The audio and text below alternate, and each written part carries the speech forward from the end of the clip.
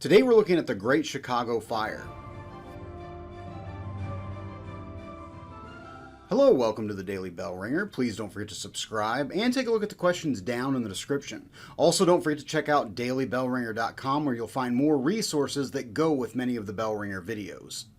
The Great Chicago Fire, October 8th, 9th, and 10th of 1871, was one of the worst disasters to hit the Midwestern United States since the American Civil War.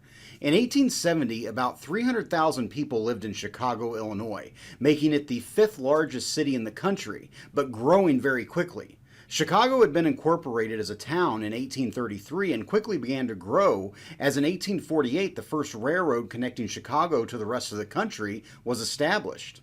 With its proximity to Lake Michigan and to thousands of acres of rich farmland, Chicago became a trading hub for the entire Midwest.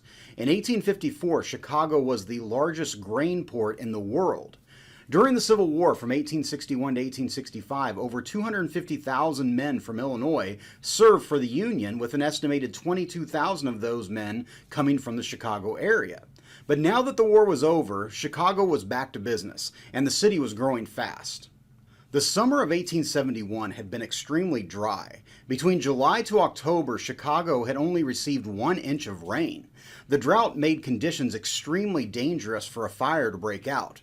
The Great Chicago Fire is believed to have started at about 8:30 p.m. on the evening of October 8, 1871 at the home of Patrick and Catherine O'Leary, just to the southwest side of the city.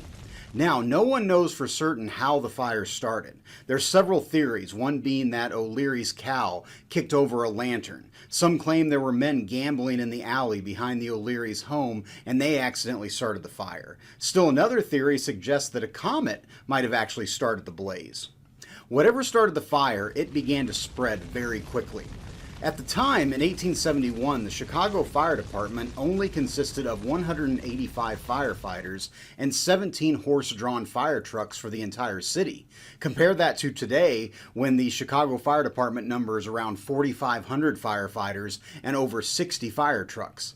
When the fire department was first sent out to respond to the fire that had begun at the O'Leary's home, they actually went to the wrong location, which allowed the fire to spread even further before they could begin to attempt to put it out. By the time they arrived at 9:40 p.m., several buildings were already on fire, and winds out of the southwest were pushing the fire towards the heart of the city. At the time, over 2/3 of the buildings in Chicago were built entirely of wood. Causing even more problems was the fact that most of the sidewalks throughout the town were also constructed from wood. The only hope to stop the fire's spread was the south branch of the Chicago River. But all along the riverfront were several lumber yards and even a coal yard. Fueled by the wind, by 11 p.m. on the night of October 8th, embers from the fire were able to cross over the river and the blaze continued to spread.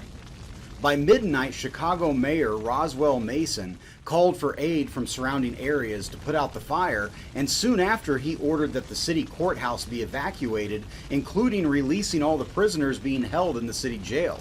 The fire continued to push north, and now embers from the fire crossed over the main branch of the Chicago River, and the blaze continued north, continuing to the next day, October 9th.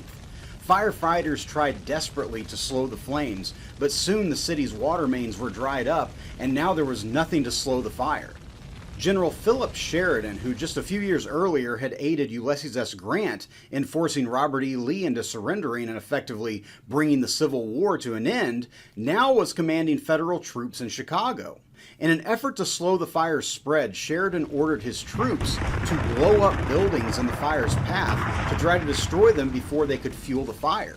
The strategy did help to slow the spread, and by the evening of October 9th, it started to rain and the fire had gone through the most dense areas of the city and now was burning to the north of the heart of the city, but was gradually going out. By the morning of October 10th, the fire was over. In its wake, 17,450 homes had been destroyed. An estimated 100,000 people were homeless. An estimated 2,000 acres of city had burned and over $200 million in property damage had been sustained. And an estimated 200 to 300 people had died in the fires. Very quickly, the city bounced back and began to rebuild using new building codes to make sure that the city was less susceptible to fires.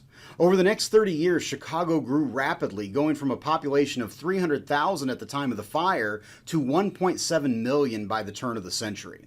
So with that, hopefully you learned something, and thanks for watching.